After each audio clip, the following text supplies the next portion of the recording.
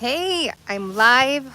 Today is episode 2 of Soaking in the Sun solar show with Jaime Greene, the Solar Queen. So every day around 2 o'clock, I'm going to try and go live and answer people's questions that they search on Google, on the internet.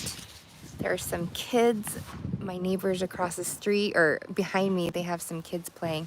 So hopefully it's not too loud and you can hear me. So today's question that I'm going to answer, and if you're watching live and you have questions about this topic or whatnot, you can put them in the comments and I will answer them on the live stream, on this live show. And if you're new to the channel, welcome. Consider subscribing. Make sure to, if you like this video, give it a thumbs up. And if you want to share it with other people, I'd appreciate it. So today's question, where I answer questions about solar live on the show, is how solar panels work. Like, that's the question that I'm going to answer. People actually ask that question. So I'm going to stand up. Here it is, it's sunny, it is warm, it feels so good here. I love heat. I'm actually very low on vitamin D, so I need to probably be in the sun. But I'm gonna try and show you my solar panels right there. So the solar panels actually generate power in DC. They create energy in direct current form. And so the solar panels, you know, I could go into basically, I don't know if you can see them, but they're installed on your rooftop or on the ground. And right now you can see it's sunny, so it's generating power.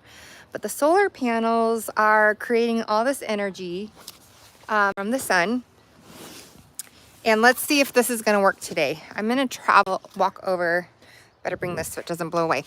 I'm going to walk over, see if you can see. There's a junction box. Hold on. Let's see if we can see it.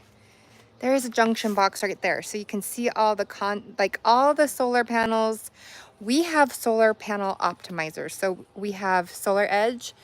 Power optimizers work very similarly to microinverters. So we don't have microinverters. We have power optimizers. And the power optimizers, we had to remove it all. I have to get closer to my router. But that inverter box right there, that inverter box is what converts all of the solar energy, DC current. Alternating current is what flows through our house. So like right here, like this little outlet, everything in our home is run off of AC, alternating current. So the solar panels generate the power in DC, direct current. The inverters convert the energy into usable energy, and then it feeds into the main service panel. Our main service panel is at the front of the house, and then it feeds throughout all the power lines. Yeah, through that. So the solar panels, as it's converting the energy from the sun, it gets converted into usable energy through the inverter. So solar panels, the inverter is really, really important to it's the workhorse. So people worry, you know, so much about the type of solar panels, and I'll talk about how the solar panels, all of the solar panels are going to have some sort of degradation, and it's usually, you know, you know what the schedule is going to be. You should, through the spec sheet. So we have 2 solar arrays on our house. The first one is Q cells, and believe it or not, they are 2 85-watt panels. So each panel has these cells in the solar panels, and they're 285 watts. I'm not a big technical person when it comes to how the solar panels are made, but I know how the solar panels work. So let me see if I can show you. I don't know if you can see any of the optimizers. Let's talk about that. So power optimizers are like a Solar Edge power optimizers. And then there's like in-phase microinverters. In-phase microinverters convert the energy. They're each like, think of it as one component. Like, so I have, sorry, let me go back. I have 8 solar panels there, over there. I have 8 solar panels over there. And then I have 9 solar panels here. And those are actually Tesla 425 watt panels. When we had that system installed, it was one of the solar panels available. And I thought, well, I drive a Tesla. I'm getting a Tesla Powerwall. Might as well get the Tesla 425 watt panels. So they're much larger. They're a bigger footprint because they're larger wattage solar panel. So the 9, even though there's 9 solar panels there and there's 8 solar panels over there, because these are larger wattage solar panels, it generates more power. There is a little bit of because we have the solar optimizers or the power optimizer solar edge inverter. Those inverters, because energy is traveling as direct current to the energy, I guess it's the solar edge hub, that you don't lose as much energy actually in the conversion. So that just means that it gets converted at the inverter box and goes right into my main service panel. But when you use in-phase microinverters, they are converting the energy right at the panel location. And it is converted from DC to AC right underneath the solar panel. And then the energy travels through the conduit, through the junction box, however it is that the installers do that. The energy is traveling as AC, and so you do lose a little bit of energy in the transmission from the solar panels to your main service panel, or to the with in-phase it's a combiner box. And the combiner box distributes the AC energy from the solar panels to the main service panel and throughout your home. So there is a 3 to 5% reduction in solar energy output when you use microinverters. The nice thing about microinverters is if one microinverter for some reason like freaks out and stops working, that it doesn't stop all the production from the rest of your solar panels to your home. So you might see a dip in your, a little bit breezy outside. You may see a little dip in your solar production until that microinverter gets replaced. And with solar power optimizers, if the central inverter, the equipment that you saw on my wall, if for some reason that goes down, then the whole entire solar system will stop producing. So there is, when you're thinking about solar panels for your home, you may want to consider getting the in-phase microinverters if you don't ever want that to happen. It's very rare for microinverters to stop working. And it's actually very rare for your solar edge, the central inverter, to stop working too. They do need to be replaced. The central inverter needs to be replaced, they say about 12 years, after 12 years into it. So if you see a drop in your production for your entire system, you're going to want to call your solar installer and let them know. And usually they're under warranty. So they'll come out and they'll just replace it. It literally is a swap of equipment. And if it happens before the warranty is over, if there's not an extended warranty, then the warranty, there'll be an RMA, or like not RMA. They have to go through return merchandise authorization when there's warranty work. So I actually had a homeowner have a microinverter go out, and in-phase sent the homeowner the microinverter to be replaced. And so now we're just waiting on the installer to go out and replace the microinverter. So solar panels work. How do they work? There's silicon in the solar panels. The sunlight goes through the solar panels, creates the energy inside the solar cells, You could probably Google it and see how it works, but it does, each solar panel today will either have a microinverter or solar power optimizer underneath it, and it depends which one you get, but the conversion happens with microinverters at the panel location, right underneath the panels. If it's with the power optimizers, it goes to the inverter, the central inverter, and converts it there, which makes it much more efficient. So think about how you want your solar setup. Do you want to get the least degrading solar panels, but then get micro inverters and lose some of that? I mean, you got to ask yourself if that makes sense to you. Or are you going to go with, you know, you're going to get more production if you get one of those. Like, I'm thinking of the REC panels. They're some of the best panels on the market when it comes to degradation. Like, after 25 years, you only lose about 8%. So imagine pairing those REC panels with a solar edge inverter. If you want to go that route, it's going to be producing energy for you for a very long time, beyond 25 years. So solar panels are going to generate power for you longer than, you know, I think there's a myth that solar panels are only going to last for 25 years. And usually that's because of the messaging, the marketing messaging, when it comes to the warranty, as well as a lot of people take out 25-year leases or loans. Well, that's just not the case. Like, the solar panels are going to generate power for you long before, way beyond 25 years. That's what I'm trying to say. And the only things that you may need to replace are the central inverters and the power optimizers. You may have to replace those if you want to, or if they're working just fine, then leave it. You don't want to, you know, disrupt any of that stuff. I did see on a Reddit the other day, the reason why I brought that up was because someone said, you know, my equipment's 25 years old, should I replace it? And it's like, no, you shouldn't replace it. If it's operational and functioning and working for you, you should keep it up there.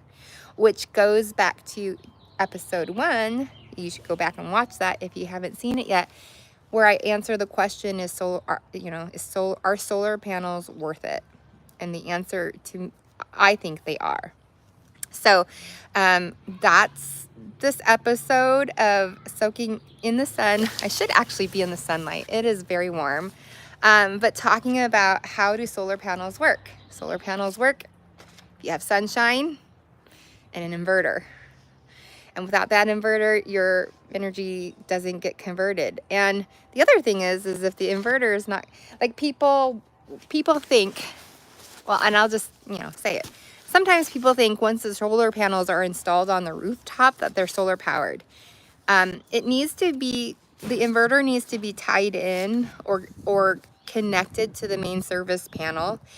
And then the solar company needs to submit the paperwork, or if you're a DIYer, you have to submit the completed signed off job card, like the permit card from the city or county or AHJ that you're working with.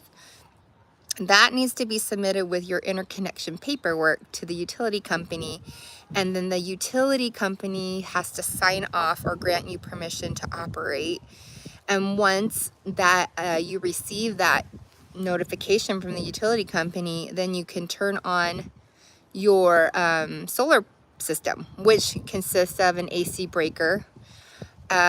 You turn it on and you turn on your inverter, and then you start generating power straight away. So, and just so you know, since we're talking about this, if there is a power outage, let's talk about that, because how do solar panels work? Solar panels only work, you know, grid tied, and most solar systems are grid tied. If the grid is down, the solar panels, if you don't have a backup battery, your solar panels are not going to work. The system and the inverter, either the combiner box or the central inverter with solar edge, it is going to shut down, rapidly shut down. Like, that is a requirement for interconnection and PTO. So if there is a power outage, and the grid goes down, your solar system goes down too, so it's not continuing to generate power for your home. If there's a down power line, you don't want an energized solar system feeding the grid and hurting whoever works on that, you know, down powered line from the utility company. So there is a rapid shutoff mechanism that gets triggered with the inverters, and your system shuts down until the grid is re-energized, and then it knows to come back online.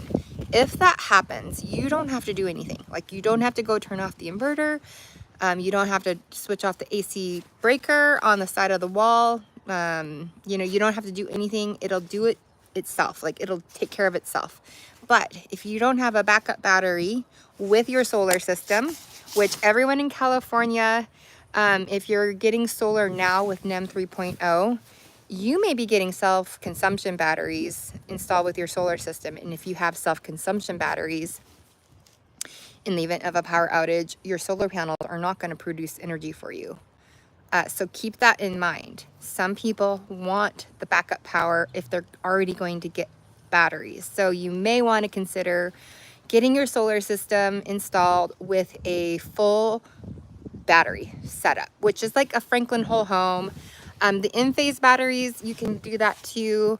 Solar Edge has the backup capacity as well. And then of course, Tesla Powerwall 3s. So I have a Tesla Powerwall 2.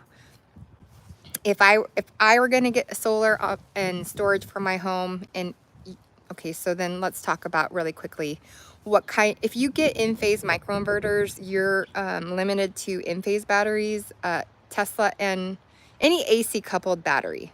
So if you get in-phase, AC coupled. If you get Solar Edge, you're DC coupled, or DC system, and you have to get DC coupled batteries, or yeah. So that would be like a Solar Edge battery. Franklin Whole Home can do AC and DC systems, and same with Tesla. So those are like some of the major battery brands on the market right now. So that's important to know, and to just keep in mind. So solar panels only work when the energy or the power grid is, you know, steady. There's no power outage. If there's a power outage, your solar panels will stop producing energy because of the inverter's rapid shutoff system.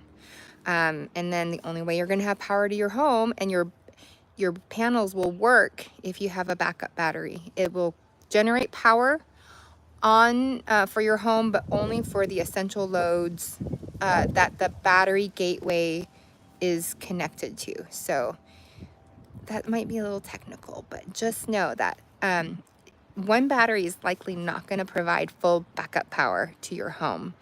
You need multiple batteries for that situation for various reasons that I'm not going to get into this video. But for your solar panels to work in a power outage, you must have a backup battery. And then obviously it needs to be sunny outside. Like if it's outside during daytime hours and there's a power outage, that's when you're going to have power to your home. And then if the sun goes down and the power is still out, your backup battery is going to provide backup power to your essential loads that you determined at the time of installation. So I hope this video was helpful for you on how solar panels work. They have to be installed on a rooftop, on a ground mount, something of that, you know, either one of those. There's even new technology coming out where, you know, like there's my grill, but the fence, you can create vertical solar panels. I don't see that necessarily happening with residential homeowners, but there are creative ways to generate power from the sun if you don't have a good rooftop or you don't want to do ground mount, things like that. But you need sunlight, you need your inverter, and you need interconnection from the utility company to be able to operate your solar system. So I hope this was helpful for you. Let me know if you have any questions in the comment section below.